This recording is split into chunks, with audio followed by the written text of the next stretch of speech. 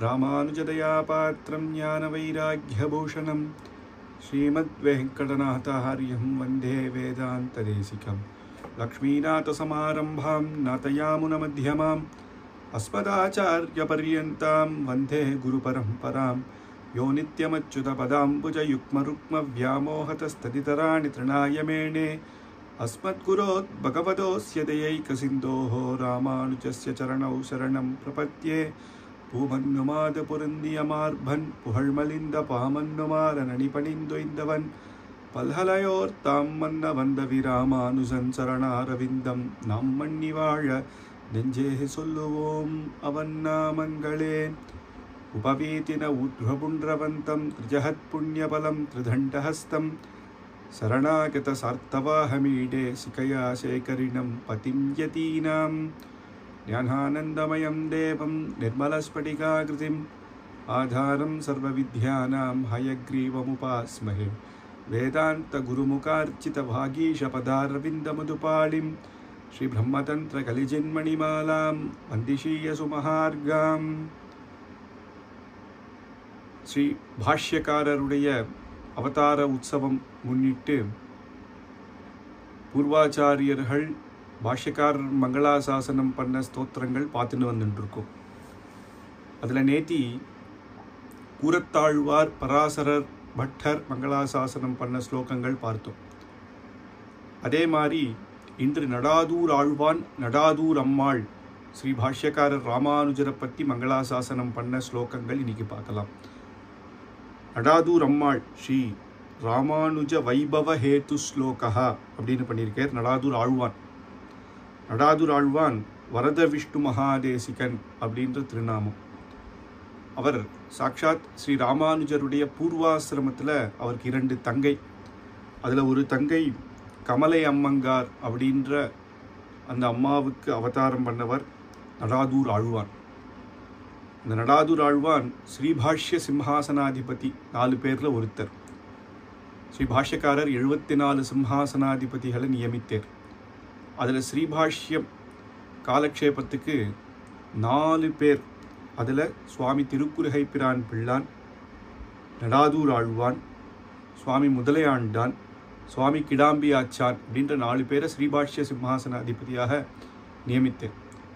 அப்படி நடாதூர் ஆழ்வான் அந்த வம்சத்தில் வந்தவர் தான் சாக்ஷாத் நடாதூர் அம்மாள், கட்டிகாச்சலம் அம்மாள். அப்படி பிரசித்தமாக அந்த பரம்பரையில் இன்றைய வரைக்கும் ஆச்சாரியர்கள் ஆச்சாரிய புருஷர்கள் நமக்கெல்லாம் ஸ்ரீபாஷ்ய காலக்ஷேபங்கள்லாம் சொல்லி தந்துட்டு வந்துட்டுருக்கா. அப்பேற்பட்ட வம்சம். அதில் இவர் சாக்ஷாத் பூர்வாசிரமத்தில் ராமானுஜருடைய மருமான், தங்க புத்திரன். அப்பேற்பட்ட நடாதூர் ஆழ்வான நமஸ்கரிச்சுட்டு ஆரம்பிக்கலாம். யஸ்மின் பதம் யதிவரஸ்ய முகாத் பிரணேதுஹு நிஷ்காமதேவ விததே நிகமாந்த பாஷ்யம் தஸ்யைவ தம் பகவதः பிரியபாகினேயம் வந்தாமஹே வரத விஷ்ணு பதாபிதேயம். இவருடைய தனியன் வரத விஷ்ணு அப்படின்ற நடாதூர் ஆழ்வான் அவருடைய திருவடி தாமரையில் சேவிச்சுக்கிறேன் அப்படின்னு வணங்குகிறேன்று ஆரம்பித்து அவர் எப்பேற்பட்டவர்னா யஸ்மின் பதம் யதிவரஸ்ய மூகாத் பிரணேதுஹு. சாக்ஷாத் யதிராஜர் ராமானுஜருடைய திருவாக்கிலேயே ஸ்ரீபாஷ்ய காலக்ஷேபம் பண்ணவர். அதுவும் எந்த சமயம் ஸ்ரீபாஷ்யம் அவர் ஸ்தாபனம் பண்ணும் பொழுதே நிஷ்காமதேவ விததே நிகமாந்த பாஷ்யம். அவர் சரஸ்வதி பீடத்தில் ஸ்தாபனம் பண்ண உடனே முக்கியமான சிஷ்யர்களுக்கெல்லாம் அவர் ஸ்ரீபாஷ்யம் முதல்ல நடத்தியிருப்பார் இல்லையா. அதில் முதல் இதுலேயே குரூப்லேயே சுவாமி நடாதூர் ஆழ்வான் இருந்திருக்கார். அப்பேற்பட்ட மகான்.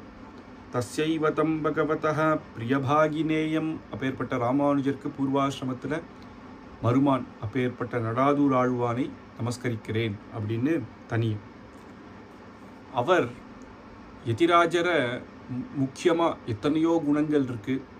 அவர் பண்ண நமக்கு பரம கருணை அப்படின்னு அளவில்லா சொல்ல முடியாது.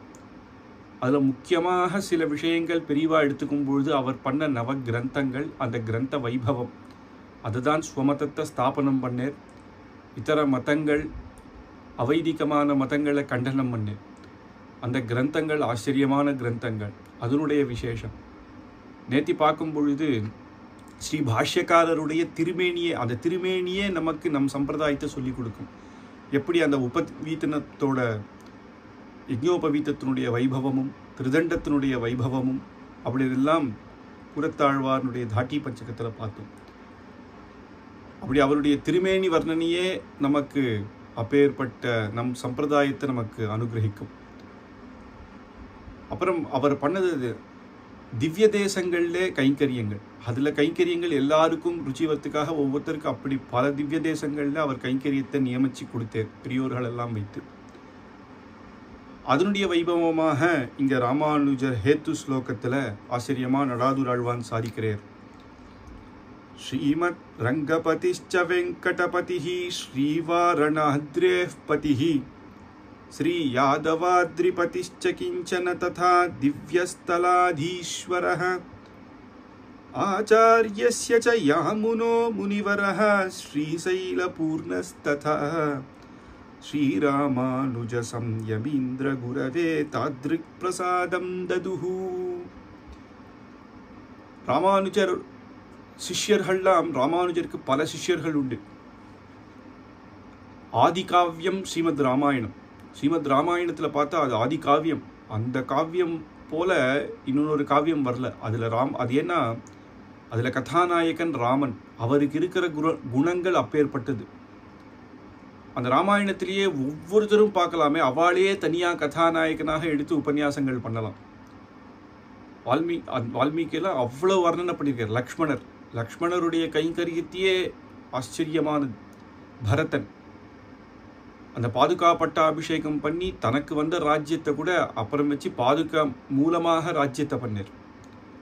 அப்படி ஒவ்வொரு பக்தர்களும், ஜட்டாயு, அப்புறம் ரிஷிகள் எடுத்துட்டா வசிஷ்டர், விஸ்வாமித்ராதிகள், ஜனக மகாராஜர், தாயார் சீதை பற்றி கேட்கவே வேண்டாம், ஹனுமார் போல பக்தன், தாசன், சுக்ரீவன், விபீஷணன். சத்ரு பக்கத்தில் இருந்தாலும் ராவணனை போல ஒரு எதிரி கிடைக்காது.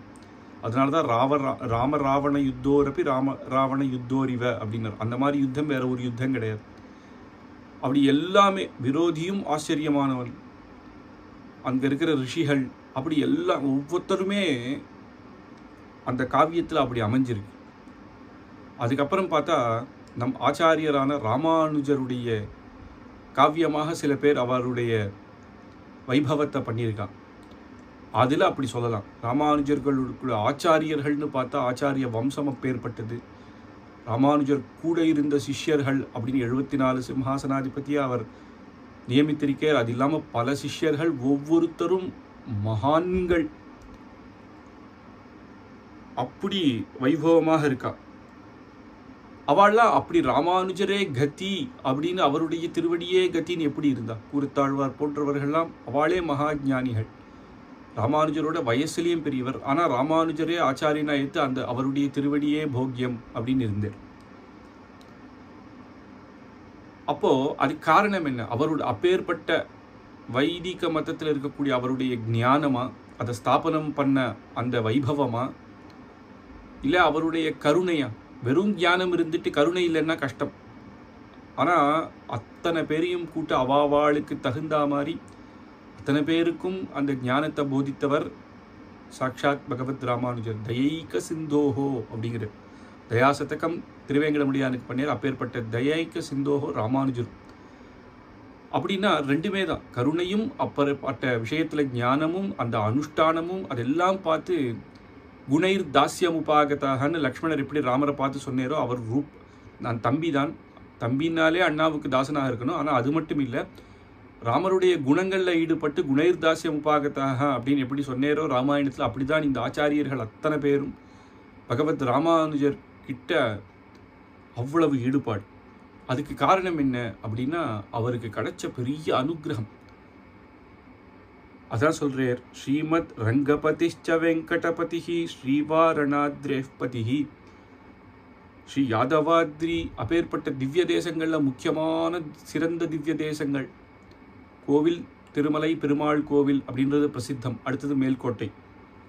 நம்மளும் சந்தியாவந்தனத்தில் தினமும் பிரார்த்திப்போம். முடியச்ச ஸ்ரீரங்கமங்கள நிதிம் கருணாநிவாசம் ஸ்ரீவெங்கடாத்ரி சிகராலய காளமேகம் ஸ்ரீஹஸ்திசைல சிகரோஜ்வல பாரிஜாத்தம் ஸ்ரீசன்னமாமி சிரசாயது சைல தீபம் அப்படின்னு ஸ்ரீரங்கம் ரங்கநாதன், திருமலையில் திருவேங்கடமுடியான், சாக்ஷாத் தேப்பெருமாள் காஞ்சிபுரத்தில் யாதவாத்ரியில் செல்வப்பிள்ளை திருநாராயணன் அந்த திவ்ய தேசம் முக்கியத்துவம். அந்த திவ்ய தேசம்லாம் இன்னைக்கு நமக்கு கிடைச்சிது, நம்ம கைங்கரியம் இன்னைக்கு கூட பண்ணுறோம். அப்பேற்பட்ட நித்தியோத்சவ பக்ஷோத்சவங்கள்லாம் நடக்கிறதுனா அதுக்கு காரணமே ராமானுஜராக இருந்தார்.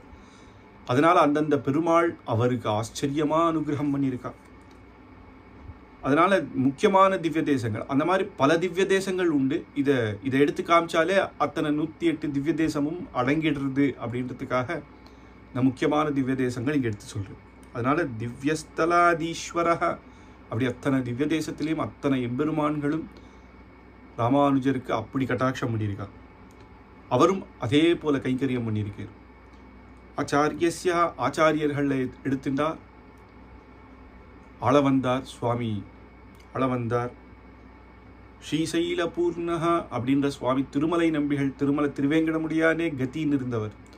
அவர் ராமானுஜருக்கு எப்படி ஆச்சரியமாக அனுகிரகம் பண்ணியிருக்கார் அப்படின்னு ஸ்ரீ ராமானுஜம் சம் யமீந்திர குரவே தாத்ருக் பிரசாதம் ததுஹு அவளுடைய கருணை, அந்த கருணை மொழியை ராமானுஜர் நமக்கு ஆச்சரியமாக அனுகிரகிக்கிறேன் அவளுடைய கருணை பலத்தினால அப்படின்னு எடுத்து சொல்றேன். அப்போ இந்த ஒவ்வொரு திவ்ய தேசங்களை எடுத்து பார்க்கலாம். எப்படி ராமானுஜர் அந்தந்த திவ்ய தேசத்தை வைபவமாக நடத்தி கொண்டே அப்படின்னு. முதல்ல ஸ்ரீமத் ரங்கபதிச்ச ரங்கநாதனுடைய பூர்ண அனுகிரகம் ராமானுஜருக்கு இருக்கு. ஏன்னா தேப்பெருமாள் சன்னதியில் தீர்த்த கைங்கரியம் பண்ணும்பொழுது யதிராஜராக இருக்கும்போது இவரை கூட்டிட்டு வர சொன்னதே திருவரங்க தமுதனார்கிட்ட நியமிக்கிறேர் சாக்ஷாத் ரங்கநாதரே. ஏன்னா ஆளவந்தாருக்கு அப்புறம் ஆளவந்தாருடைய மனோரத்தமும் அதான், சம்பிரதாய பிரவர்த்தகராக ராமானுஜருக்கு தான் ஆக்கணும் அப்படின்றது அவருடைய ஹிருதயத்தில் இருந்தது. அதனால் அவர் திருநாட்டை அலங்கரித்ததுக்கு அப்புறம் எப்படியாவது எல்லாருக்கும் தெரியல எப்படி அவர் ஆசிண்டு வரலாம், அந்த தேப்பெருமாளை விட்டு அவர் வந்துடுவேரா அப்படின்னு. ரங்கநாதன் தான் திருவரங்க தமுதனாரா அனுப்பி ஆசிண்டுவர். அது மட்டும் இல்லை, ஆளவந்தாருக்கு 3 மனோரதங்கள். அது என்னன்னு தெரிஞ்சிருந்தே ஸ்ரீரங்கத்தில் தான். முதல்ல பெரிய நம்பிகள் ஆளவந்தார் ராமானுஜரை கூட்டுண்டு வர சொல்கிறார். காஞ்சிபுரத்தில் ராமானுஜரை கூட்டுண்டு போகும்போது அவர் திருநாட்டை அலங்கரிச்சுட்டார் ஆளவந்தார்.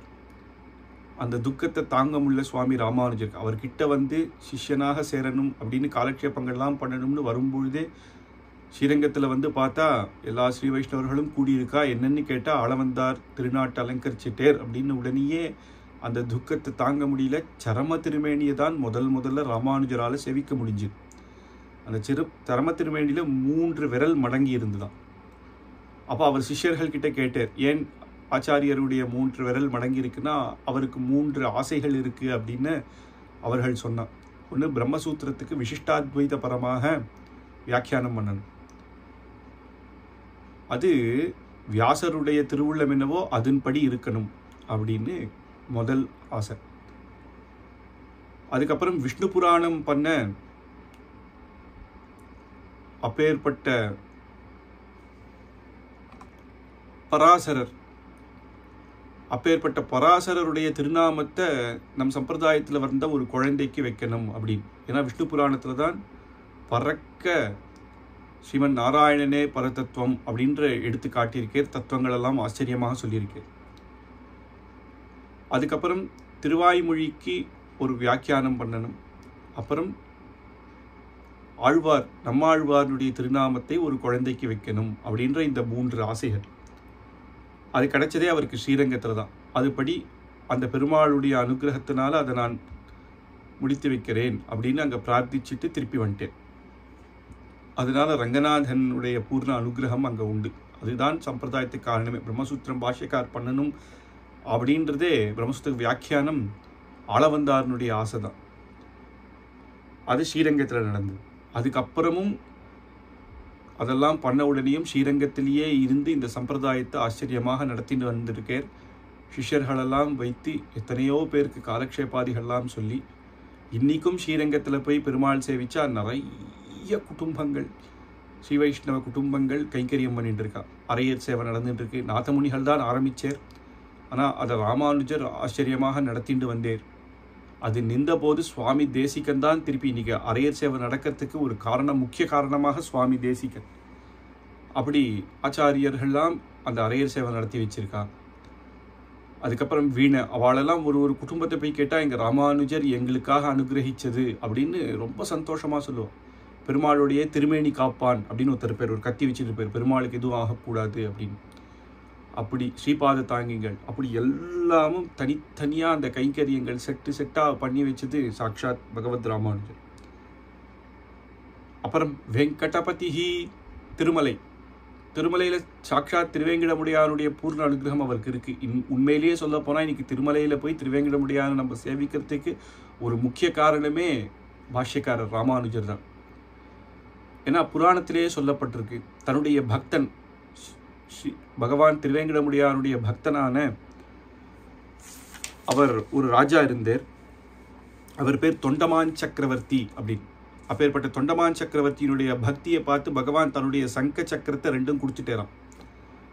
எப்போ சங்க சக்கரத்தை கொடுத்தேரோ இது சாட்சாத் விஷ்ணுவே இல்லைன்னு சொல்லிட்டா. நிறைய பேர் இது அவாவாளுடைய தேவதை சொல்லி இந்திரன் சந்திரன் ஒவ்வொருத்தர் ஒவ்வொன்று சொல்ல ஆரம்பிச்சிட்டா.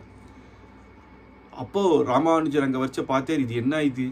ஆழ்வார்கள்லாம் மங்களாசாசனம் பண்ண பெருமாள் நம்மாழ்வார் அவருடைய அவதாரமே இந்த சரணாகதி மார்க்கத்தை காட்டுறதுக்கு 1000 பாசுரத்தில் பகவானுடைய குணங்கள்லாம் சொல்லி சரணாகதி பண்ணுறேன். அந்த சரணாகதி பண்ணும் பொழுது அந்த 108 திவதேசில் எங்கே பண்ணுறேன்னா திருவேங்கடமுடியான் தான். அப்படி அப்பேற்பட்ட பெருமாளாச்சே. எந்த பெருமாளிடம் குலசேகர ஆழ்வார் எம்பெருமான் பொன்மலையில் ஏதேனும் ஆவேனேன்னு பிரார்த்தனை பண்ணேர். அந்த ஒரு திவ்ய தேசத்து பெருமாளே இவர் சாட்சாத் மகாவிஷ்ணு இல்லைன்னு சொல்லிட்டா அப்படின்னா எப்படி அப்படின்னு அந்த இடத்துல திருப்பியும் சங்கச்சக்கரத்தை கொடுத்து ஸ்ரீ பாஷ்யக்காரர் தான். அவர்னால தான் இன்னைக்கு திருப்பியும் திருவேங்கடமுடியான்னு நம்ம எல்லாம் சேவிக்கிறோம். அதுக்கப்புறம் பார்த்தா திருமலையில் தான் அவர் பண்ண வேதார்த்த சங்கிரகம். வேதத்தில் சில ஸ்ருதிகளில் எங்கே நமக்கும் மற்ற இதர மதங்களுக்கும் வேதார்த்தங்களில் எங்கே பேதம் வருதோ அதை எடுத்து காட்டுற, அது நம் மதமாக எப்படி அதை ஆச்சரியமாக அதனுடைய உண்மையான அர்த்தங்கள் என்ன அப்படின்றதெல்லாம் சாதிக்கிறேன். அது திருமலையில் தான் சமர்ப்பிச்சேர் வேதார்த்த சங்கிரகம் அப்படின்றது பிரசித்தம். அந்த மாதிரி திருமலையில் ஆச்சரியமான வைபவங்கள்லாம் ராமானுஜர் பண்ணியிருக்கேர். திருவேங்கடமுடியானுக்கு கைங்கரியம் பண்ணியிருக்கேர். ஒரு சமயம் அவர் வரும்பொழுது நடந்தே வந்தேராம் திருமலைக்கு. அப்போ திருமலை நம்பிகள் பூர்வாசிரமத்தில் அவர் தானே சொந்த மாமா. திருமலை நம்பிகள் நேர இவரை ஆழ்ச்சிண்டு வரத்துக்காக திரும்பி பாதையில் வந்துட்டு இருக்கிறான். ஏன்னா அந்த காலத்தில் காடு மலை, நடந்து பாதி தூரம் வரும்பொழுதே இவர் பார்த்தேராம். திருமலை நம்பிகளை பார்த்து கைகளை குவித்து சேவித்து, ராமானுஜர் நீர் வரலாமா, யாராவது ஒரு சின்னவர் அனுப்பிச்சிருக்கலாமே அப்படின்னேராம். என்னை விட இங்கே சின்னவன் யாரும் இல்லை அப்படின்னேராம். ஏன்னா அந்த காலத்தில் திருவேங்கடமுடியான் இருந்தேர். திருமலை நம்பிகள் தம்பதியோட அங்கே இருந்து கைங்கரியம் பண்ணேர், வேறு யாருமே இல்லை. அதனால தான் இன்னைக்கு கூட பார்த்தா திருமலா திருப்பதி தேவஸ்தானம் புக்கில் ஃபர்ஸ்ட் சிட்டிசன் ஆஃப் திருமலா அப்படின்னு போட்டிருப்பாள். அவளுடைய வம்சத்தார் தான் இன்னைக்கு முதல் தீர்த்தம்.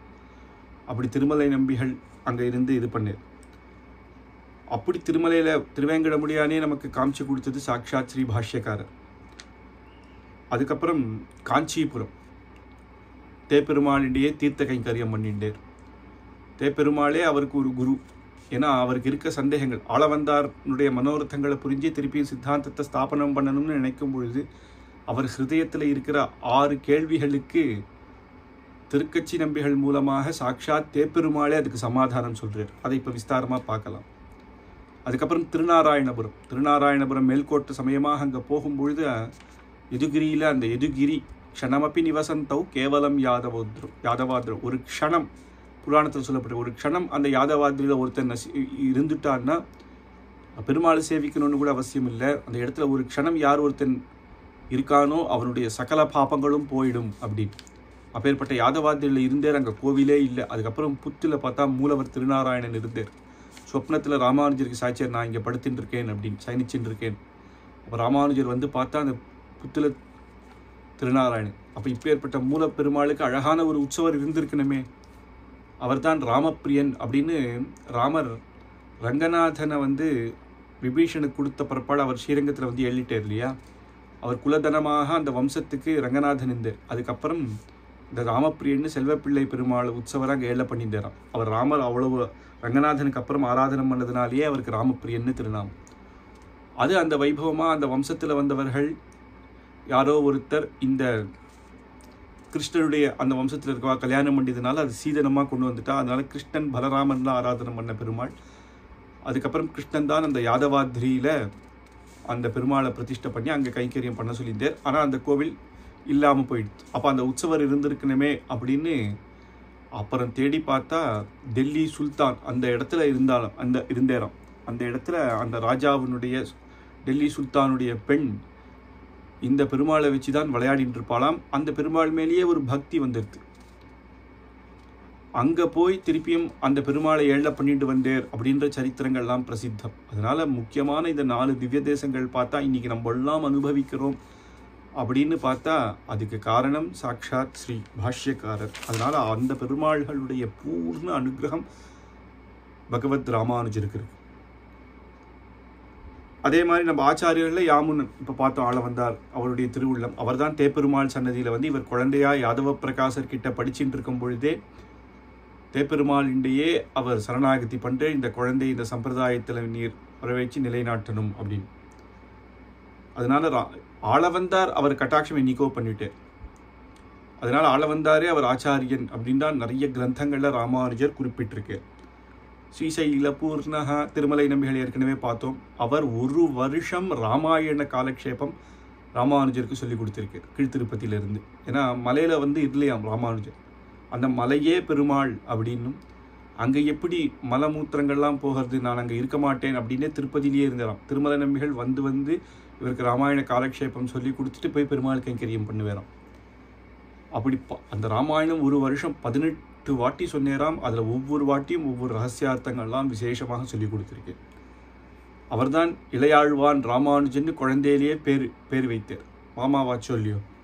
அதனால் அவள் அப்பேற்பட்ட ஆச்சாரியர்களுடைய பூர்ண கட்டாட்சத்தை கொண்டவர் ராமானுஜர். அதனால அவருடைய கருணையும் நமக்கு கிடைச்சா இத்தனை பேருடைய கருணையும் நமக்கு கிடைச்சா மாதிரி. அதனால ராமானுஜர் திருவடியே இப்பேற்பட்ட பெருமாள்களுடைய அனுகிரகமும் ஆச்சாரியர்களுடைய அனுகிரகமும் நமக்கு கிட்டும். அப்படி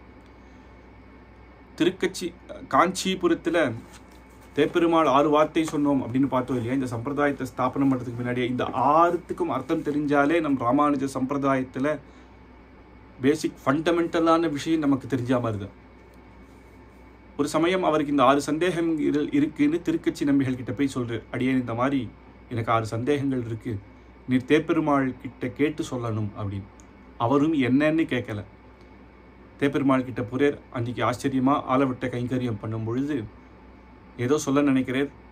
வரதனே கேட்கிறார், என்ன திருக்கச்சி நம்பிகளே ஏதோ சொல்லணும்னு நினைக்கிறேரே என்ன அப்படிங்கும் பொழுது இந்த மாதிரி ராமானுஜருக்கு 6 சந்தேகங்கள் அப்படின்ன உடனே தேப்பெருமாளும் என்ன சந்தேகம்னு கேட்கல. இதெல்லாம் சர்வேஸ்வரனுக்கு தெரிஞ்சது தானே. அதனால எடுத்தவுடனே 6 வாக்கியங்கள் ஆச்சரியமாக சொல்கிறார். அதான் வரதன் கொடுத்த கீதை. அதான் அகமேவ பரந்தத்வம் தரிசனம் பேத ஏவச்ச உபாயேஷு பிரபத்தி ஸ்யாத் அந்திம ஸ்மிருதி வர்ஜனம் தேகாவசானே முக்தி ஸ்யாத் பூர்ணாச்சாரிய சமாஸ்ரயா அப்படின்னு. அகமேவ பரந்தத்துவம். நம்மளுடைய சனாதன தர்மத்தில் எத்தனையோ தேவதைகள், 3 கோடி தேவதைகள் இருக்கான்றாளே. அப்போ இத்தனை மதஸ்தாலம் சொல்கிறா, எங்களுக்கெல்லாம் ஒரு கடவுள் தான்பா, உங்களுக்கு தான் இத்தனை லட்ச கடவுள் அப்படிங்கிறா. ஆனால் பரதத்துவம் அப்படின்னு பரம தத்துவம் யாருன்னா ஒருத்தர் சாக்ஷாத் ஸ்ரீயப்பதியான பகவான். அதனால வரதன் சொல்றார் அகமேவ பரம் தத்துவம் அப்படின்னா ஸ்ரீயப்பதியான பகவானே, தாயாரோடு சேர்ந்த பெருமாள். பரபிரம்மஸ்வரூபமாக இருந்தாலும் தாயாரும் பெருமாளும் தான். விபாவதாரங்கள் எடுத்தாலும் பெருமாள் ராமனாக வரேர், தாயார் சீத்தையாக வந்துடுறார். எப்பயுமே பிரியாத வந்துடுறார். அச்சாவதாரம் எடுத்தால் ரங்கநாயகி தாயார், தேப்பெருமாள்னா பெருந்தேவி தாயார். அப்படி கூடவே இருக்கக்கூடிய தாயாரோடு சேர்ந்த அப்பேற்பட்ட ஸ்ரீமன் நாராயணனே பரதத்துவம். மற்ற தேவதைகள்லாம் என்ன அப்படின்னா அவர் நியமிக்கிறார். இந்த லீலா விபூதியை நடத்தி செல்ல மேற்கொண்டு மூல சிருஷ்டி அவர் பண்ணிட்டு மேற்கொண்டு பிரம்மாவை சிருஷ்டி பண்ணி பிரம்மா மூலமாக மேற்கொண்டு சிருஷ்டியை பண்ணுறார். பிரம்மான்றதோ ருத்ரன்றதோ யமன்றதோ இதெல்லாம் ஒரு பதவி. எப்படி பிரைம் மினிஸ்டர் அப்படிங்கிறமோ எல்லா வாட்டியும் ஒருத்தரே இருக்க மாட்டா இல்லையா? ஒரு யுகங்கள் ஆன உடனே வேற ஒரு யுகங்களில் அதுக்கு முன் யுகத்தில் யார் அதிகமான தபஸுகள் பண்ணாலோ அதில் அவா பிரம்ம பதவியை அடைவா. ஒவ்வொருத்தருக்கு ஒவ்வொரு பதவி கொடுத்து அந்தந்த பதவிக்கு என்னென்ன நிர்வாகம் பண்ணணும் அப்படின்றதெல்லாம் விபஜனை பண்ணி கொடுக்கறது பகவான். சிருஷ்டி ஸ்திதி லயம் பிரளயம் இதை பண்ணக்கூடியது அந்த சக்தி ஒரே ஒருத்தருக்கு தான் இருக்குது, அது சாக்ஷாத் பகவானுக்கு. மோட்சத்தை கொடுக்கக்கூடியவர் பகவான் மட்டும்தான், வேறு யாராலையும் மோட்சத்தை கொடுக்க முடியாது. அப்படி இருக்கிறதுனால பகவான் அவர்தான். அதனால வேற எல்லா தேவத்தையும் அவர் நியமித்தவர்கள் அப்படின்னு. அதான் நம்மாழ்வார் திருவாய்மொழியில் சொல்லும் பொழுது, ஒன்றும் தேவும் உலகம் உயிரும் மற்றும் யாதுமில்லா அன்று நான்முகன் தன்னோடு தேவருலகோடு உயிர் படைத்தான் குன்றம் போல் மணிமாட நீடு குருகூரதனுள் நின்ற ஆதிப்பிரான் நிற்க மற்ற தெய்வம் நாடிதிரே அப்படின்னு. ஒன்றும் தேவம் உலகம் உயிரும் எதுவுமே இல்லை. பிரளய காலத்தில் இருக்கு எதுவுமே இல்லாத போது இந்த உலகத்தில் பிரம்மா படைத்து அதுக்கு மேற்கொண்டு இந்த சகல லோகத்தையும் படைத்தான் இல்லையா? அப்பேற்பட்டவன் ஆதி காலமாக இருக்கக்கூடியவன். பிரளய காலத்தில் மிச்சப்படுற அவன் ஒருத்தனே ச ஏகமேவா அத்விதீயம். அவனை தவிர வேறு யாரும் இல்லை. அத்தனையும் தன்னுடைய வயிற்றில் அடக்கிண்டு யோக சயனத்தில் இருக்கக்கூடிய சாட்சாத் பகவான் அவன் ஒருத்தனே. அப்படி இருக்கும் பொழுது அவன் இந்த திருக்குறுகூரில் இருக்கும் பொழுது நின்ற ஆதிப்பிரான் நிற்க மற்றமான தெய்வம்னு எடுத்து போய் சேவிக்கிறீரே அப்படின்னு இங்கே நம்மாழ்வார் மங்களாசாசனம். அப்படி அகமேவ பரம் தத்துவம், தாயாரோடு சேர்ந்த பெருமாளே பரதத்துவம். அதனால் எந்த சந்தேகமும் இல்லை. மற்றவா எல்லாம் அவன் நியமிச்சிருக்கு. ஒரு ராஜான்னா மந்திரிகள்லாம் இருப்பா. ஒரு வேலைக்கு ஒவ்வொருத்தர் நிர்வாகம் பண்ண ஒருத்தரை நிர்வாகம் பண்ணுறதுக்கு ஒரு போஸ்ட், அவ்வளோதான். தர்சனம் பேதையே வச்ச. சில அத்வைத மதத்தில் ஒரே தத்துவம்தான் அப்படின்னும் ஒரே ஆத்மா அது பரபிரம்மம் தான் அப்படின்னா அது அஜ்ஞானத்தினால நம்ம இப்படி இங்கே கர்மவசத்தினால இருக்கோம் அப்படின்றதும், அப்பேற்பட்ட ஞானம் ஒரே ஆத்மான்ற ஞானம் வந்தால் அப்போ மோட்சத்தை அடைஞ்சிருவோம் அப்படின்னு பகவான் பிரம்மத்தோடையே போய் சேர்ந்துடுவோம் அப்படின்றலாம் சொல்கிறாளே. அப்போ பரமாத்மா ஜீவாத்மான்னு ரெண்டு கிடையாதா, ஒரே ஆத்மா தானா அப்படின்ற சந்தேகம். தரிசனம் பேதையே வச்ச அப்படின்னா சாட்சாத்தே பெருமாள் சொல்கிறார், இல்லை வேற வேற தான். தத்துவங்கள் மூன்று நம்ம சம்பிரதாயப்படி. சித் அச்சித் ஈஸ்வரன், அதான் திருதண்டத்தை காட்டுறது. நேத்தே பார்த்தோம். சித் அப்படின்னா நம்மளுடைய ஆத்மா, அச்சித்துனா இந்த சரீரம் இந்த லோகங்கள்லாம் அழியக்கூடியவை, ஆத்மா நித்தியம் எப்போதுமே இருக்கும். ஈஸ்வரன் சித் அச்சித்துக்கும் ஆதாரமாக இருக்கக்கூடியவன் ஈஸ்வரன். அதனால் இந்த சித் என்ன பண்ணோம்னா ஒவ்வொரு யுகத்தில் ஒவ்வொரு ஜென்மாவில் ஒவ்வொரு சரீரம் எடுத்துகிட்டு இருக்கும்.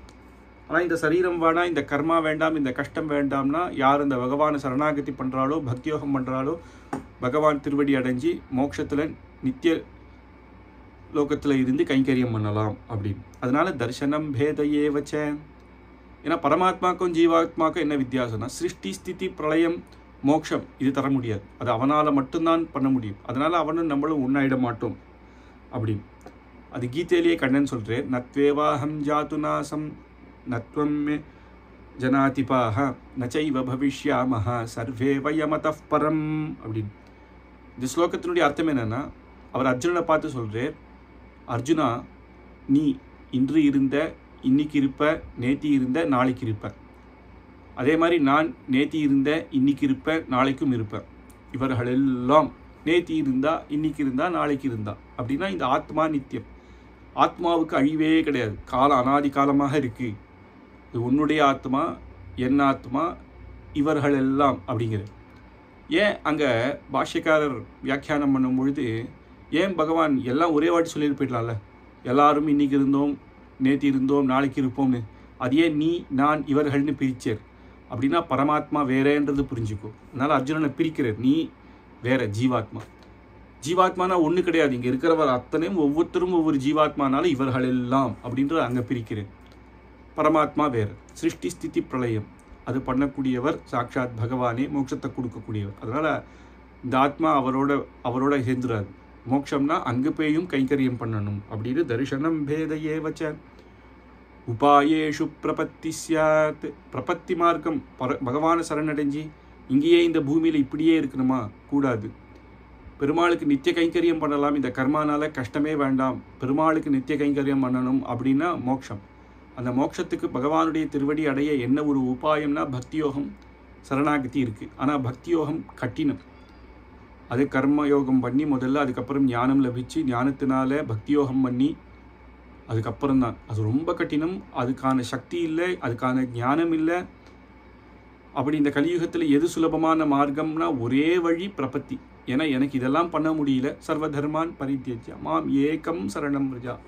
அந்த சர்வேஸ்வரனே தான் எனக்கு கதி. என்னால் பக்தி கர்மா கர்மயோக ஞானயோக பக்தி யோகத்துக்கெல்லாம் எனக்கு ஒரு அருகத்தையே இல்லை, பண்ணவும் முடியல கிருஷ்ணா அப்படின்னு அவனுடைய சரணத்தில் யார் வந்து விழுறானோ, நீதான் என்னை ரட்சிக்கணும் அப்படின்னு தன்னுடைய சமர்ப்பிக்கிறானோ, அதுதான் சரணாகதி.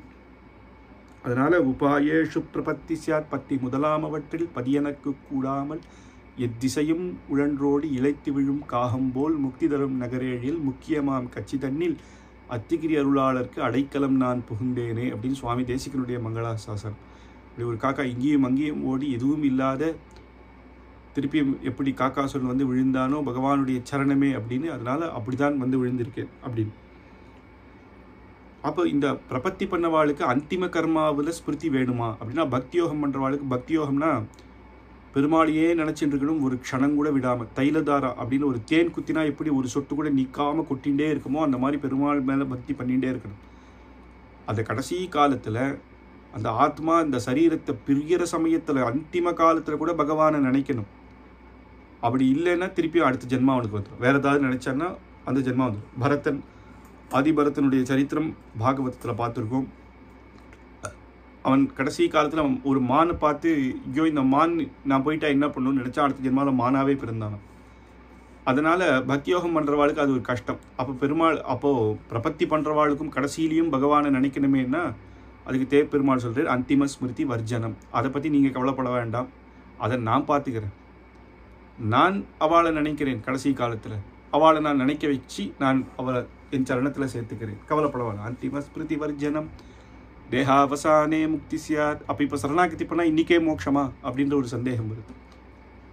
இன்றைக்கே மோட்சம்னா அப்புறம் யாரும் இன்றைக்கி பண்ணுறேன் நாளைக்கு பண்ணிக்கிறேன், அப்புறம் நமக்கு என்ன இன்னும் பேரம்பேத்திங்கெல்லாம் கல்யாணம் ஆகட்டும், அதுக்கப்புறம் ஆகட்டும், இதில் என்ன குறைச்சல், 90 வயசு தானே ஆகுது அப்படின்றலாம் வந்துடும். அப்போ நிறைய பேர் பண்ணாமல் போயிடுவா. அதனால் அப்படி கிடையாது. இன்றைக்கி சரணாகதி பண்ணால் என்னைக்கு தேகாவசானி, இந்த தேகத்தை விட்டு ஆத்மா பிரிய போகிறதோ, அந்த நமக்கு எழுதி வச்சதோ அன்றைக்கி தான் மோட்சம். அதனால் இப்போ யாரும் கவலைப்பட வேண்டாம் அப்படின்னு. இன்றைக்கே போகணும் அப்படின்னு கூட சரணாகதி உண்டு. ஆர்த்தி சரணாகத்தின்னு சொல்லுவாள், ஆர்த்தி பிரபத்தி. ஆனால் அதை நிறைய பேர் பண்ணுறதில்ல. பெரியவார்களும் என்ன சொல்கிறாங்கன்னா, நமக்கு இங்கே பூமியில் எப்போ பிறந்தமோ இங்கே இருக்கிற திவ்ய தேசங்களுக்கு கைங்கரியம் பண்ணி பெருமாள் என்றைக்கு நம்மளை சேர்த்துக்கணுமோ அன்றைக்கி சேர்த்துக்கிட்டோம் நித்திய விபூதியில் அப்படின்னு தான் சரணாகத்தியே. தேகாவசானே முக்தி சியாத். அந்த ஆர்த்தி பிரபத்தி உண்டானா சாட்சாத் பெரிய பரகால சுவாமி 21ஆம் பட்டம் பரகால சுவாமி காமிச்சிருக்கார். சில பேர் அவர் சாஸ்திரத்தில் இப்படி இருக்கே அப்படின்னு சந்தேகம் கேட்டா, இது உண்மையா அப்படின்னு. அவர் தன்னுடைய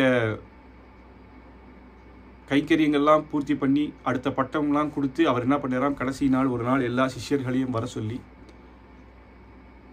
லக்ஷ்மி ஹயக்ரீவர் திருவாராதனமான உடனே ஒரு இடத்துல உட்காந்து தரையை போட சொன்னாராம். போட்ட உடனே ஆர்த்தி பிரபத்தி அப்படியே பெருமாளுடைய சரணத்தில் அடைஞ்சு திறந்து பார்த்தா சிஷ்யர் 10 நிமிஷம் பேச்சு தரங்கோ அப்படின்னு சுவாமி திருநாட்டை அலங்கரிச்சுட்டு. அதனால் சாஸ்திரத்தில் இருக்குது அப்படின்றத எடுத்துக்காட்டு. ஆனால் கூட அங்கே என்ன சொல்கிறேன்னா, அப்படி யாரும் அதுக்கான அனுஷ்டானம் இருக்கணும். எல்லாருனாலையும் அப்படி ஆர்த்தி பிரபத்தி பண்ண முடியாது. அந்த அனுஷ்டானங்கள் இருக்கணும். அது இருந்தவா கண்டிப்பாக சாஸ்திரத்தில் இருக்கப்பட்ட கண்டிப்பாக இருக்கு. சாஸ்திரத்தில் சொன்னது எதுவுமே பொய்யாக அப்படி காமிச்சிருக்கார். அந்த மாதிரி நாவல் பக்கத்துலேயும் அந்த சரித்திரம், பூர்வ சரித்திரங்கள்லாம் உண்டு. திருவேங்கடமலையில் வந்து திருவேங்கடமுடியான சேவிச்சு அவர் சரணாகதி பண்ணிடுறாம். அங்கே இருந்த ஒரு அர்ச்சகர் கேட்டாராம், சுவாமி என்ன பண்ணிடுறா, இன்னிலிருந்து 4 நாள் கழிச்சு உங்களுடைய சரணத்தில் என்னை சேர்த்துக்கோரும் அப்படின்னு. சகல விதமான என்னுடைய கர்மாலாம் முடிச்சுட்டேன், என்னுடைய பசங்கள்லாம் எல்லாருக்கும் எல்லாத்தையும் பண்ணிட்டேன், இனிமேல் எனக்கு ஒன்றும் இல்லை, கைங்கரியம் தான் முக்கியம் அப்படின்னு. அப்போ அவர் கேட்டாராம், அது ஏன் சுவாமி 4 நாள், இன்றைக்கே கேட்டிருக்கலாமே அப்படி. அவர் சொன்னாராம், பசங்க நான் இங்கே திருமலை யாத்திரையாக வந்திருக்கேன் இல்லையா, பசங்கள்லாம் கஷ்டப்படுவா, எங்கேன்னு தேடுவா, அதனால் 4 நாளுக்குள்ளேயே நான் எங்கள் ஊருக்கு போயிடுவேன், அதனால் அப்படி பிரார்த்திச்சேன்னு. அப்படியானா அந்த அர்ச்சகர் கேட்டாராம், எனக்கும் அடியேனுக்கும் சகல விதமான கர்மாவும் பூர்த்தி ஆகிடுத்து, பசங்கள் இல்லாமல் இருக்கா, பெருமாள் கைங்கரியத்துக்கு வந்துட்டா, இனிமேல் எனக்கு ஒன்றும் இல்லை, எனக்காகவும் நீர் பிரார்த்தனை பண்ணிக்கோரும் அப்படின்னாராம். 4 நாளில் அதே மாதிரி அவர் பிரார்த்தனை பண்ணார் அப்படின்னு 2 பேரும் திருவடி அடைஞ்சா அப்படின்னு இருக்கு. ஆனால் அது ஏன்னா இருக்கிற காலம் அந்த பெருமாள் இங்கே திவ்ய தேசத்தில் வந்ததுனால இங்கேயே நம்ம கைங்கரியங்கள் ஆரம்பிச்சு இகத்திலையும் பரத்திலையும் கைங்கரியம் பண்ணிட்டு இருக்கணும் அப்படின்றதுனால அதை பண்ணி தேகாவசான முக்தி பூர்ணாச்சாரிய சமாஸ்ரயாக அப்படின்னு பூர்ணமான ஆச்சாரியர்கள் அடைஞ்சி ஆச்சாரியன் மூலமாக சரணாகதி ரொம்ப முக்கியம் அப்படின்றது எடுத்துக்காட்டு. அல்ல பூர்ணாச்சாரியர்னு மகாபூர்ணர் ஆன பெரிய நம்பிகளுக்கும் ஒரு இது. அதனால் பாஷ்யக்காரருக்கு மகாபூர்ணரிடம் போய் சிஷ்யனாக சேரணும் அப்படின்றது. அது நமக்கெல்லாம் எப்படி வர்த்திக்கும்னா, பூர்ணமான ஆச்சாரியம், இந்த சத் சம்பிரதாயத்தில் வந்த ஆச்சாரியர்களை போய் அவளுடைய திருவடியிலே போய் நம்ம பரசமர்ப்பணம் பண்ணிக்கணும் அவா மூலமாக அப்படின்றது இங்கே அர்த்தம் எடுத்து. அப்படி இது ஒரு சமயம் பாஷ்யக்காரர் தன்னுடைய சிஷ்யர்களுக்கெல்லாம் காலக்ஷேபம் சொல்லியிருந்தாராம். அந்த விபீஷண சரணாகதி கட்டம் வரைச்ச அப்போ பிள்ளை உரங்கா வில்லிதாசர் எழுந்து கிளம்பிட்டாராம். இப்போ ராமானுஜர் கேட்டாராம். அவர் அப்படி போகிறவர் கிடையாது, நடுவில் எழுந்து, அதுவும் ஆச்சாரிய காலக்ஷேபத்தில் நடுவில் யாருமே எழுந்துக்க மாட்டார். அவரை கூட்டி கேட்டாராம், ஏன் சுவாமி என்ன ஆச்சு அப்படின்னாராம். அவர் சொன்னாராம், இப்படி விபீஷணாழ்வார் தன்னுடைய சகலத்தையும் எல்லாத்தையும், தன்னுடைய ஐஸ்வர்யத்தெல்லாம், தன்னுடைய பந்துக்கள் எல்லாத்தையும் விட்டு, மித்ராணிச்ச தனானிச்ச அப்படின்னு நாங்கள் சொல்கிறோம் இல்லையா, அந்த மாதிரி எல்லாத்தையும் விட்டு வந்து நிற்கிறேரே, அவருக்கே பெருமாள் யோசிக்கிறேரே, அப்போ நமக்கெல்லாம் மோட்சம் கிடைக்குமா அப்படின்னு, அடியனுக்கெல்லாம் மோட்சம் கிடைக்குமான்னு எழுந்துட்டேன் அப்படின்னார். அவர் ராமானுஜர் சொன்னாரா, அந்த கவலையே உமக்கு வேண்டாம், உட்காரும் அப்படின்னு. ஏன் அப்படின்னா, எனக்கு மோட்சம் சத்தியமானால் இங்கே இருக்கிறவர் அத்தனை பேருக்கும் மோட்சம் சத்தியம்.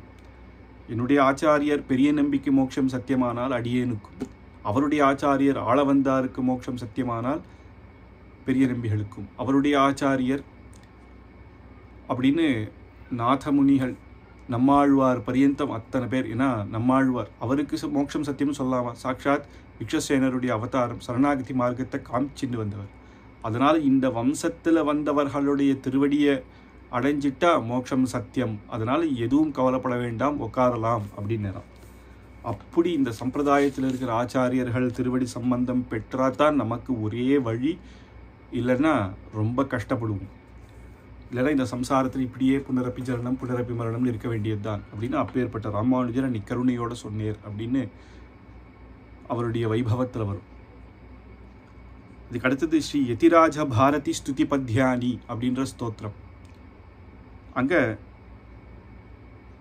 அது போன ஸ்லோகத்தில் வரதர் வரைக்கும் பார்த்தோம் இல்லையா, அப்படி எப்படி ஒவ்வொரு திவ்ய தேசத்தில் ராமானுஜர் எப்படி பெருமாளிட்ட அனுகிரகத்தை வாங்கிண்டேர், அப்படி ஆளவந்தார் திருமலை நம்பிகளுடைய அனுகிரகத்தை பெற்றார் அப்படின்னு. அப்பேற்பட்ட அனுகிரகத்தை பெற்றவர், அவர் மூலமாக நம்ம இத்தனை பேருடைய அனுகிரகத்தையும் பெறலாம் அப்படின்னு.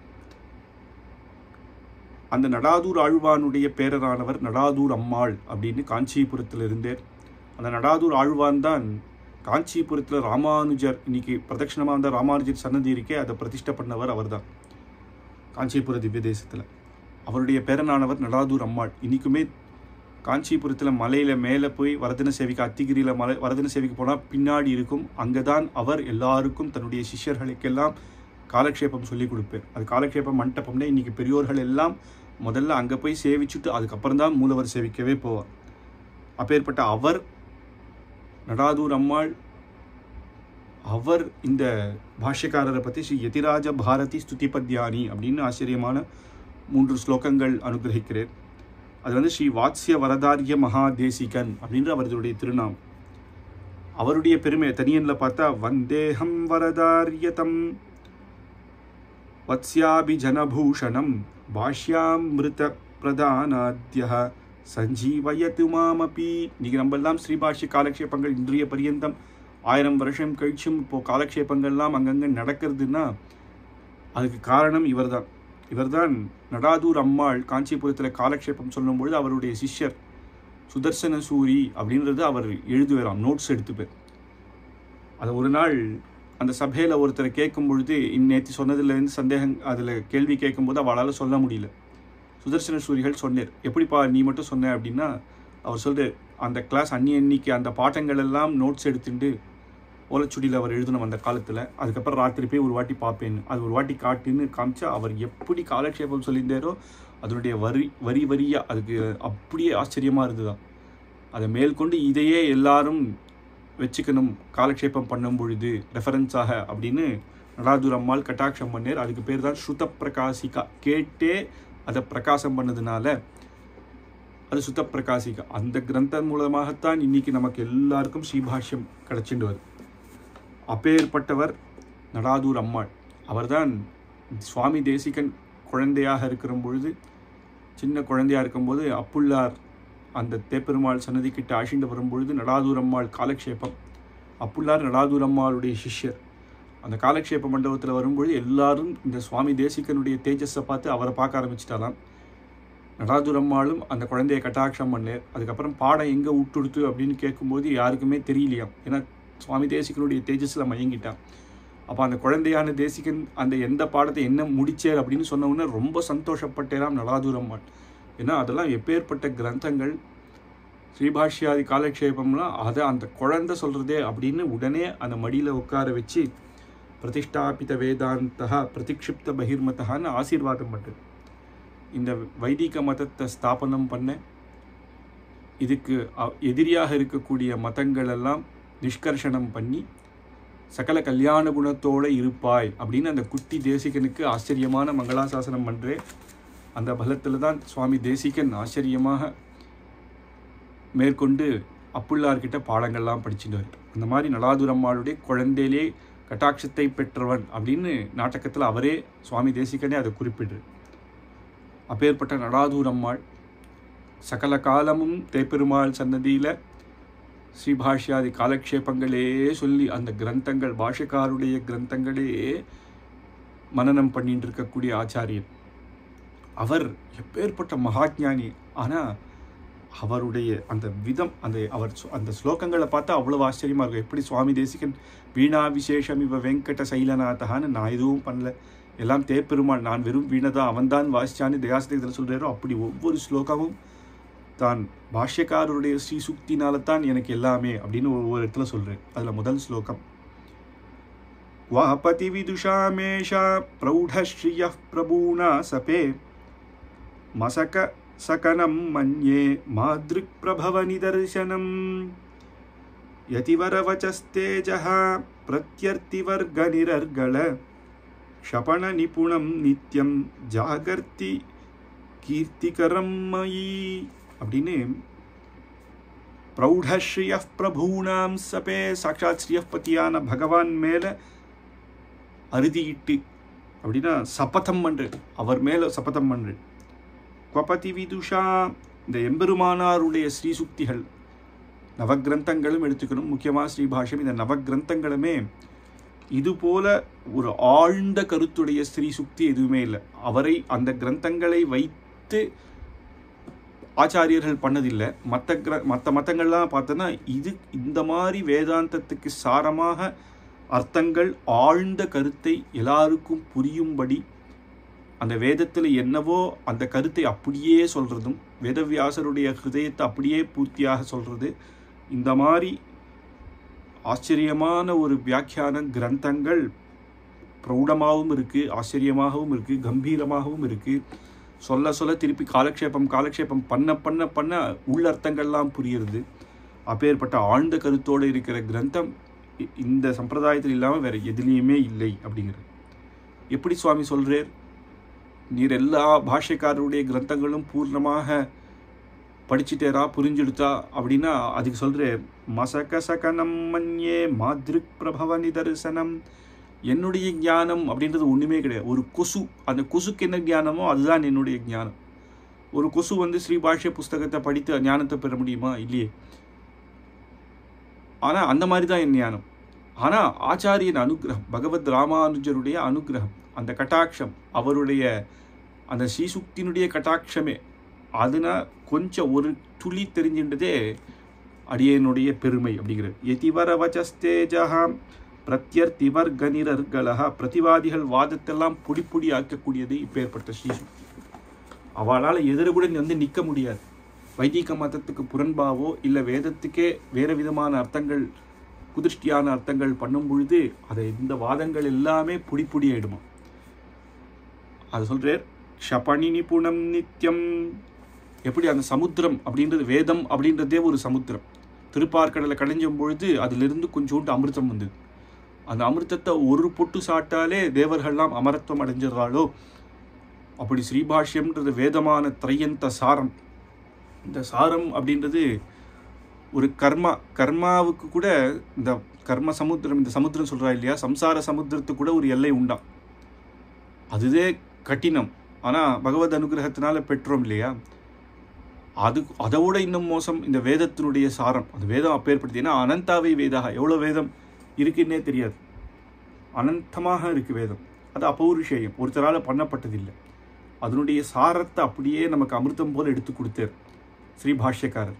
அந்த ஸ்ரீபாஷ்யத்தில் ஒரு சூத்திரத்தில் ஒரு விஷயமாவது நம்மளுடைய ஹிருதயத்தில் பூந்தெடுத்துன்னா அந்த அனுகிரகமே போரும், மற்ற அத்தனை ஞானமும் நமக்கு வந்துடும். எங்கே இனிமேல் அடியேனுக்கு ஆகாசம் பரியந்தம் அப்படின்னா தேவலோகத்தில் கூட எங்கே போனாலும் கீர்த்தி, எந்த லோகத்துக்கு போனாலும் அப்பேற்பட்ட அந்த ஒரு அந்த அமிர்தத்தில் ஒரு சொட்டு அது அந்த நம்மளோட அனுகிரகம் நம்ம ஹிருதயத்தில் வந்துடுச்சுன்னா மற்ற அத்தனையுமே நமக்கு புரிஞ்சிடும். போக போக கொஞ்சம் படிப்போம், அது புரிஞ்சவொடனே இன்னும் நிறைய படிக்கலாமே, இன்னொரு வாட்டி படிக்கலாமேன்னு அதிலேயே ஒரு ஈடுபாடு வந்து அப்படியே சாட்சாத் பாஷ்யக்காரருடைய பூர்ண கட்டாட்சமும் கிடைச்சிடும், பெருமாளுடைய திருவடி அடைஞ்சிடலாம் அப்படின்னு எங்கே போனாலும் நமக்கு அந்த புகழ் கெட்டும். எனக்கு என்ன, என்னுடைய மத்தின்றது ஒரு கொசுவனுடைய ஞானம் என்னவோ அதான்.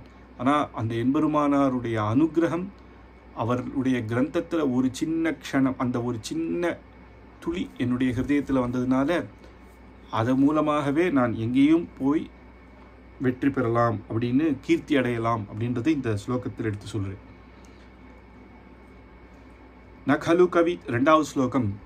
நகலு கவிதாமானஹ கானக்ஷதிபதி கௌதமே நச்ச பரிச்சயஹ காணாதேவ குமாரிலதர்சனே அபி குருமதே சாஸ்திரேஷ்வ அன்யேஷ்வபிஹ ததாபினஹ ஃபலதி விஜயம் சர்வத்ர ஸ்ரீயதீஸ்வர கிசஸ்ரமஹ அப்படின்னு சகலு கவிதாமானஹா. இப்பேற்பட்ட ஆச்சரியமான ஸ்லோகத்தை கொடுக்குற நடாதூர் அம்மாள் எத்தனையோ கிரந்தங்கள் பண்ணியிருக்கார். ஆனால் சொல்கிறார், என்னிடத்தில் எப்போதும் கவி என்ற எண்ணமே இல்லை, நான்லாம் ஒரு கவின்னு கூட நினச்சிக்கலை, நான்லாம் ஒரு கவியே கிடையாதுன்றார்.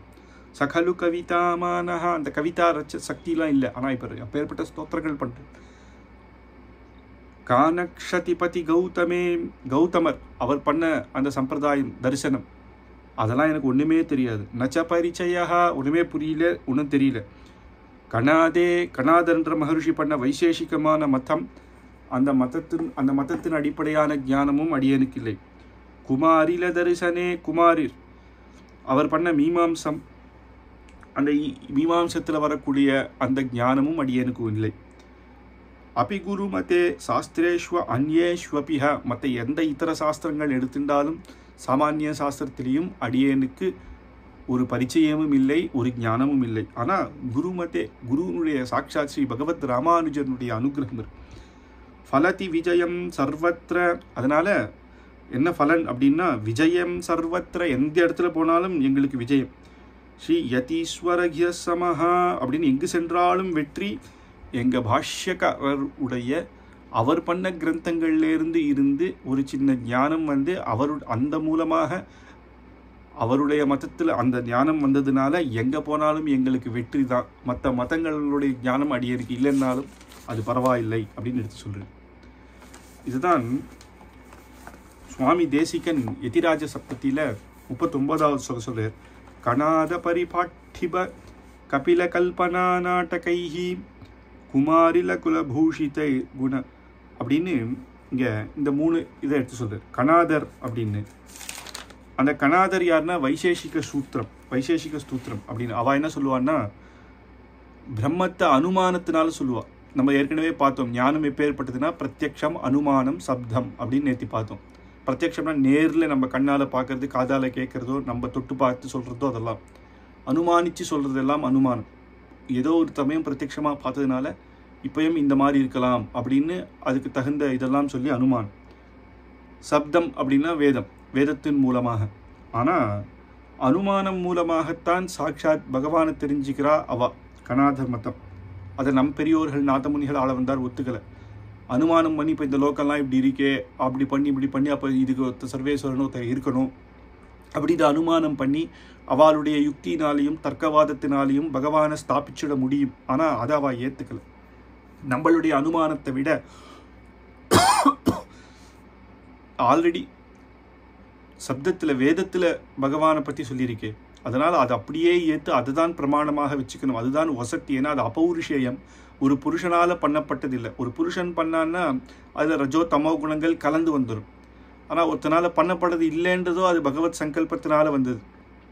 அது பூர்ணமாக பரபிரம்ம ஞானத்தையும் அவனை ஆராதிக்கிற முறையும் தான் சொல்லி கொடுத்துருக்கு.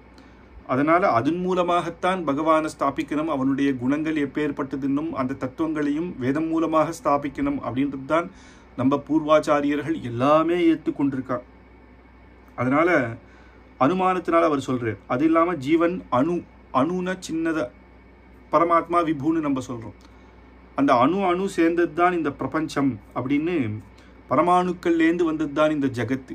இந்த லோகம், இந்த ஜகத்துக்கு காரணம் பரபிரமம்னு ஒத்துக்காம பரமாணுக்கள் தான் காரணம் அப்படின்ற மதம். கபில மதம் சாங்கிய சூத்திரம். அவ இந்த பிரகிருதி தான் இந்த உலகத்துக்கு காரணம் அப்படிங்கிற, இந்த பிரகிருதி தான். அவளும் பகவான்னு ஏத்துண்டா கூட பகவான், இந்த பிரபஞ்சம் உண்டானது பகவான்னாலேன்றது ஏத்துக்கல, பிரகிருத்தினால. அப்புறம் குமாரில பட்டர் அப்படின்றவர் மீமாம்சம், ஜெய்மினி மீமாம்சத்துக்கு வியாக்கியானம் பண்ணவர். அந்த மீமாம்ச காலியே 2 பேர், பூர்வ மீமாம்சம் உத்தர மீமாம்சம் அப்படின்னு. குமாரில பட்டர் பிரபாகர மதம் 2 மதம் இருக்கு. அதில் குமாரில பட்டர் அவள் ஈஸ்வரனை ஏற்றுக்கல. நம்மளுடைய தத்துவம் எல்லாமே அவளோட ஒத்து போகிறது, ஒன்று ஈஸ்வரனை மட்டும் ஏற்றுக்கல. அதனால் இப்போ யஜ்ஞயாகங்கள்லாம் சொல்கிறது என்ன, அதுக்கு பலன் வருது. ஒரு யஜ்ஞம் பண்ணால் இந்த பலன், புத்திரகாமேஷ்டி பண்ணால் குழந்தை பிறக்கிறதுன்னு. நம்ம மற்றபடி என்ன, அந்த யஜ்ஞம் பண்ணால் அதனுடைய பலனை சாட்சாத் பகவானே தரேர், அந்த தேவர்கள் மூலமாகன்றது. ஆனால் அவள் என்ன சொல்கிறான், அந்த யஜ்ஞமே பலனத்தை கொடுத்துரும். சர்வேஸ்வரன் ஒருத்தன் இருக்கான்றதே அவள் சொல்கிறது. யஜ்ஞம் எப்படி பலன் கொடுக்கும்? இப்போ இன்றைக்கி நான் யஜ்ஞம் பண்ண இன்றைக்கே பலன் வந்துடுதுன்னா பரவாயில்ல. ஆனால் யஜ்ஞம் பண்ணால் என்றைக்கோ ஒரு நாள், அடுத்த ஜென்மாவில் கூட அதனுடைய பலன் வரலாம், சில பலன்கள். அப்படி இருக்கும்பொழுது அப்போ யாரோ ஒருத்தர் அந்த கர்மாவை நோட் பண்ணி வச்சு அந்த பலனை அப்பப்போ எப்போ அவனுக்கு வேண்டுமோன்னு தரா இல்லையா? அப்போ அதை நம்ம சர்வேஸ்வரன்னு சொல்கிறோம். ஆனால் அவள் அதுக்கு என்ன சொல்கிறான், அபூர்வம் அப்படின்னு ஒன்று இருக்குது, அதுதான் அந்த பலனை நோட் பண்ணி நமக்கு தருது அப்படின்னு. அதனால் இந்த மதங்கள் இதெல்லாம் இது. ஆனால் இது ஒவ்வொன்றும் படிச்சுட்டு எவால்வாய் மேலே வரணும். சாமானிய சாஸ்திரம் படித்தாதான் வேதாந்த சாஸ்திரத்துக்கு நமக்கு பிரவேசமே. அப்போ தான் ஓரளவுக்காக நமக்கு அது புரிய ஆரம்பிக்கும். ஏன்னா அந்த எடுத்த உடனே PhD படிச்சிட முடியுமா? ஏன்னா அது படிக்கிறதுக்கான பக்குவங்கள் வரணும். அப்படி தான் வேதாந்த சாஸ்திரம் அதனுடைய இதில் ஸ்ரீபாஷ்யங்கள்லாம் வந்தால் அதில் முன்னாடி ஒரு சாஸ்திரமாக தெரிஞ்சாதான் அதனுடைய. ஆனால் பூர்வபக்ஷம்லாம் தெரிஞ்சாதான், அது அர்த்தம் தெரிஞ்சாதான் அது எப்படி வாதம் பண்ணணும், அது எப்படி பாஷ்யக்காரர் அழகாக வாதம் பண்ணேர், எப்படி அதை தப்பாக காட்டேன், நம்ம மதத்தை எப்படி ஸ்தாபனம் பண்ணுறேன்றதெல்லாம் நம்ம அதை அனுபவித்து பார்க்கணும். அப்படின்னா இத்தனை மதங்களும் அந்த விஷயங்களும் பூர்வபக்ஷமும் நமக்கு நல்லா தெரிஞ்சிருக்கணும். அதனால தானே யாதவ பிரகாசர்கிட்டே பூர்வபக்ஷாதிகள்லாம் அவர் கற்றுக்கிறார். அதனால தான் ஆள வந்தார். அப்போ கூப்பிடறார். இன்னொரு குரு கிட்டே இருக்கும்போது நம்ம முதல்லையே கூப்பிடக்கூடாதுன்னு திருக்கச்சினமிகள்கிட்ட சொல்கிறார், அப்புறம் பார்த்துக்கலாம் அப்படி. ஏன்னா பூர்வபக்ஷமும் தெரிஞ்சால் தானே அப்பேற்பட்ட அவள் மதத்தை நிஷ்கர்ஷனம், அதில் தப்பு இருந்தால் ஏதாவது சொல்ல முடியும். அப்படி இந்த மதங்கள். ஆனால் இந்த மதங்கள் எதுவுமே தியானம் இல்லை. ஆனால் எங்களுடைய பாஷ்யக்காரருடைய அனுகிரகம், அவருடைய ஸ்ரீசுக்தியிலிருந்து வந்த ஞானம்தான் அப்படின்னு இங்கே எடுத்து சுவாமி நடாதூரம்மாள் மங்களாசாசனம் பண்ணுறேன். இதுக்கு அடுத்த ஸ்லோகம். யஸ்சாகாரயதி ராஜபாரதி சித்தவृत्तिषु பரம் பரிஸ்ரமம தஸ்ய வைதிக சதா சிகாமணேஹ அக்ரதः க்வ பரவாதி சம்பவம். பரவாதிகள், இதர மதங்கள், அவெல்லாம் ஸ்ரீ பாஷ்யக்காரருடைய சம்பிரதாயம் காலக்ஷேபம் பண்ணி அப்பேற்பட்ட ஞானத்தை அடைஞ்சவர்கள் கிட்ட வர பயப்படுவாளாம். அவகிட்ட வாதம் பண்ணவே பயப்படுவாள். யஸ்சாகாரயதி ராஜபாரதி சித்தவृत्तिषु பரம் பரிஸ்ரமம அப்படின்னு எந்த யதிராஜருடைய ஸ்ரீசுக்திகளை எப்போதும் ஸ்ரத்தையாக அதை காலக்ஷேபம் பண்ணி மனனம் பண்ணி ஒவ்வொரு விஷயத்தையும் தெரிஞ்சுக்கிறவர்கள் ஈடுபாட்டோட பரிசிரமப்படணும். அது அவ்வளவு சுலபம் இல்லை. பரிசிரமம் கொஞ்சம் கொஞ்சம் பட, அந்த பரிசிரமையிலேயே அந்த அனுகிரகம், அந்த கிரந்தமே நம்மளை அனுகிரகம் பண்ணிடும். அந்த அனுகிரகம் கிடைச்சாலே நமக்கு அது பூர்ண ஞானம் வந்துடும். அப்படி அபியசித்து ஆச்சாரியர்கிட்ட உட்கார்ந்து யார் அதை பண்ணுறாளோ அப்பேற்பட்டவர்கள், அவள் வைதிக மதத்துக்கு சிகாமணியாக இருக்கிறவர்கள், அப்பேற்பட்டவர்கள் அவளை பார்த்து இதர மதஸ்தர்கள் கிட்ட கூட வரமாட்டா, பயந்து ஓடிடுவா அப்படிங்கிறது. இதுக்கு ஒரு சின்ன உதாரணமே இருக்குது. நேற்று நம்ம பராசர பட்டருடைய வைபவம் பார்த்தோம் இல்லையா? பராசர பட்டர் ஸ்ரீரங்கத்தில் இருந்தார். அங்கே சர்வஜ்ஞ பட்டர்னு ஒருத்தர் இருந்தார். அந்த சர்வஜ்ஞ பட்டர்னா எல்லாம் தெரிஞ்சவரம். அவர் ஒவ்வொரு இடத்துல வாதம் பண்ணுவார், அவளை ஜெயிச்சுட்டு போவார். அதுவே அவரை பல்லக்கில் தூக்கிட்டு வருவார். அங்கேயும் சர்வஜ்ஞ பட்டர் வரார் அப்படின்னு சொல்லிட்டு வருவான். அந்த ஸ்ரீரங்க இதில் வந்து ராமானுஜரோட வந்து வாதம் பண்ணி ஜெயிக்கணும் அப்படின்றது அவருடைய இது. அவன் வந்துட்டு இருக்கார் ஸ்ரீரங்கத்து உள்ள. அந்த பராசர பட்டர் குழந்தையா இருந்தவர் விளையாடிந்தாரான். அப்போ பல்லக்கில் சர்வஜ்ஞ பட்டர் வரார் அப்படின்னு ஒன்றியே சர்வஜ்ஞ பட்டர் உள்ள பராசர பட்டர் என்ன பண்ணாரான், இங்கே வந்தார். ராமானுஜரோட அந்த மட்டம் எங்கே இருக்குது அப்படின்னு கேட்குறாரு அந்த குழந்தைகள் விளையாடும் போது. வா எதுக்குன்னு கேட்குறான். இந்த மாதிரி வாதம் பண்ணணும் அப்படிங்கிறார். உடனே பராசர பட்டர் பார்த்தேறான். அப்படியே மண் கையில் ஃபுல்லாக எடுத்துன்னு வந்து அவர்கிட்ட காமிச்சு, இதுக்குள்ளே எவ்வளோ மண் இருக்குன்னு சொல்லும் அப்படின்னாரான். அவர் வந்து அது எப்படிப்பா எனக்கு தெரியும் அப்படின்னாரான். ஒரு பிடி மண் இருக்குன்னு சொல்ல தெரில, நீர் போய் எங்கள் ராமானுஜர்கிட்ட வாதம் பண்ண போறீரா? சர்வஜ்ஞ பட்டர்னு வேற சொல்லிக்கிறாரு, சர்வமும் தெரியும்ன்றாரு, இதில் எவ்வளோ இருக்குன்னு தெரியலையே, ஒரு பிடி மண்ணுன்னு சொல்லியிருக்கலாமே அப்படின்னாரான். உடனே பார்த்தேராம், இந்த தெருவில் இருக்கிற ஒரு குழந்தையே இப்படி நம்ம தோத்துட்டோன்னா அப்போ அவர் எப்படி இருப்பார், அவர்கிட்ட போய் வாதம் பண்ணக்கூடாதுன்னு வண்டி அப்படியே பல்லக்க திருப்பின்னு போயிட்டாராம். அப்படி அவள்லாம் இதர மதஸ்தர்கள்லாம் பயப்படுவாள். ஆனால் இதர மதஸ்தர்களுக்கும் ஒரு தீபம் போல இருக்கு. அவளும் இதை சரியாக ஒரு வாட்டி என்னதான் இருக்குன்னு பார்க்கலாம்னு ஆரம்பித்து வந்து படிக்க ஆரம்பித்தாலோ குருமுகமாக அவளையும் இது இழுத்துடும், நல்ல மார்க்கத்தை காட்டி கொடுக்கும். அதனால் அது உதாரணமே யாதவ பிரகாசர் எடுத்துக்கலாம். ராமானுஜருக்கு குருவாக இருந்தார். அவர் சொல்கிறதுல சில மாறுதல் கருத்துப்பாடு ராமானுஜருக்கு இருந்தது. ராமானுஜர் எடுத்து சொன்னார். அவருக்கு கோபம் புரியுறது, ராமானுஜர் சொல்கிறது சரின்னு அவர் மனசில் புரியுறது, ஆனால் ஏற்றுக்க முடியுது. இந்த சின்ன பையன் எனக்கு என்ன சொல்கிறான் அப்படின்ற ஒரு கர்வம். கடைசியில் அவர் நீ என்கிட்ட வராதன்னே அனுப்பிச்சிட்டார்.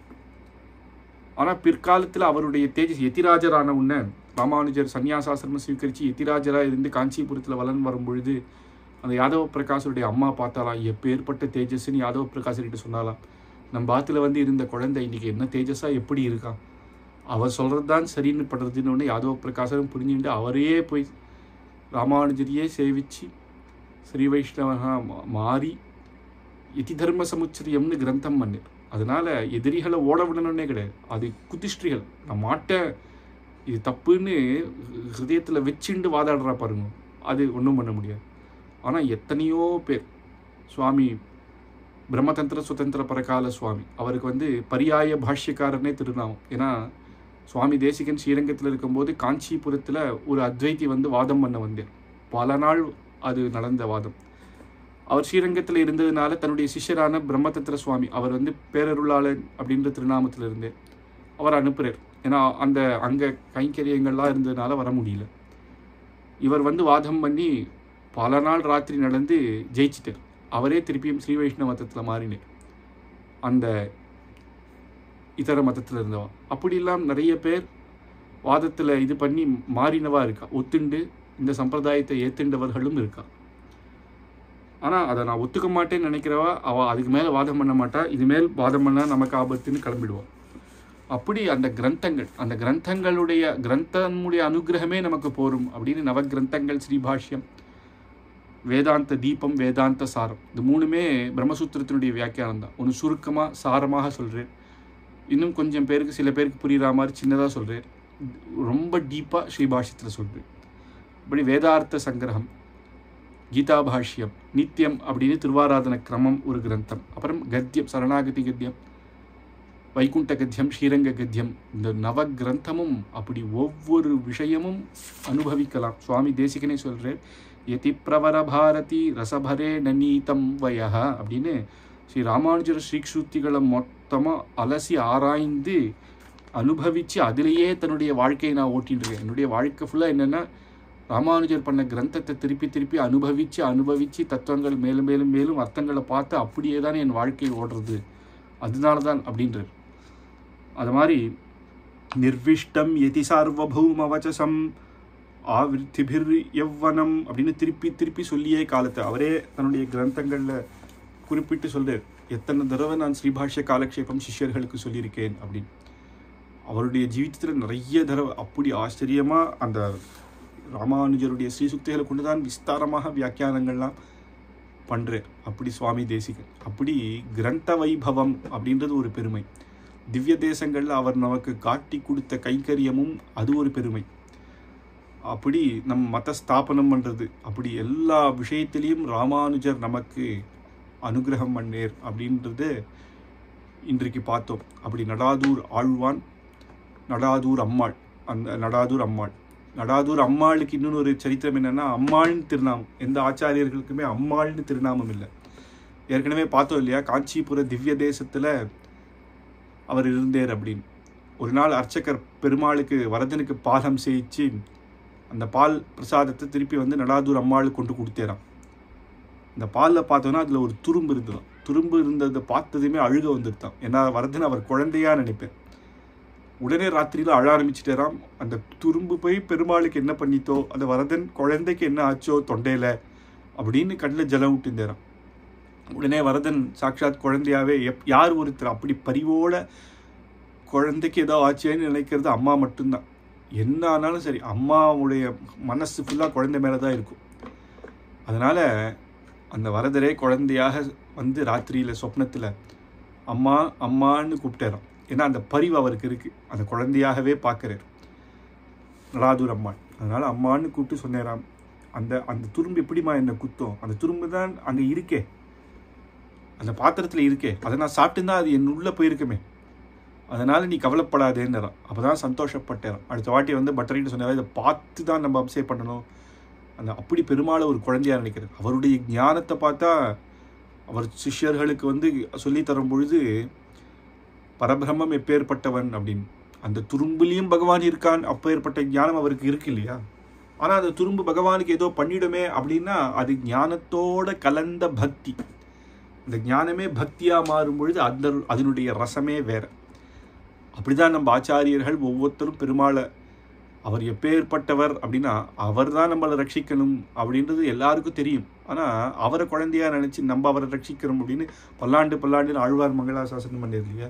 அப்படி ஒவ்வொருத்தர் அந்த பக்தி ரசம், அந்த ஞானத்தோட கூடின பக்தியை வந்துடுத்துனா இன்னும் அது அழகு. அதை காட்சி கொடுத்தவர் நடாதூர் அம்மாள். அப்படி ஒவ்வொரு பெரியோர்களும் இருந்து கைங்கரியம் பண்ணியிருக்கா. அவர்கள் ஏன்னா நடாதூர் ஆழ்வான் ஸ்ரீ பாஷ்யக்காரர் காலத்திலேயே இருந்து அவர்கிட்டயே காலக்ஷேபம் பண்ணவர். நேற்று பார்த்து கூரத்தாழ்வார், பராசரப்பட்டரும் குழந்தை, அவர் ராமானுஜரை சேவிச்சிருக்கு. இப்போ ராமானுஜர் காலத்திலேயே இருந்த ஆச்சாரியர்கள் அவ எப்படிலாம் மங்களாசாசனம் பண்ணியிருக்கா அப்படின்றது நமக்கு இந்த உபன்யாசங்களில் ராமானுஜருடைய வைபவம் புரியுறது. அந்த ஆச்சாரிய வம்சத்தில் வந்து அந்த சிஷ்ய அவாவா ஆச்சாரியன் எப்படி அவளுக்கு சொல்லி கொடுத்துருப்பாளோ அது மூலமாக நாளைக்கு சுதர்சன சூரிகளுடைய மங்களாசாசனம் நாளைக்கு பார்க்கலாம். கவிதார்க்கிக சிம்ஹாய கல்யாண குணசாலினே ஸ்ரீமதே வெங்கடேஷாய வேதாந்த குரவே நமः. ஸ்வஸ்தி பிரஜாभ्यः परिपालयन्तान् न्यायेन मार्गेण महीं महिषाः. गोब्राह्मणे च शुभमस्तु नित्यं. लोकाः समस्ताः सुखिनो भवन्तु.